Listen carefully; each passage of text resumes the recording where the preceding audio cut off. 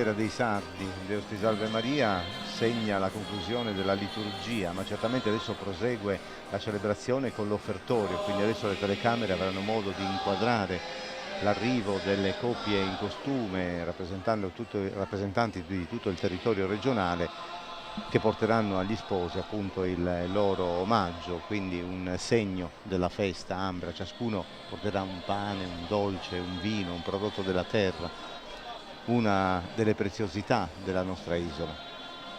E subito dopo spero che faremo in tempo a seguire la benedizione delle madri, giusto? Pensi che riusciremo a vedere questo momento così importante? Aspettiamo notizie dall'emittente, ma credo che dovremo riuscire anche a trasmettere il rito di Sagrazia.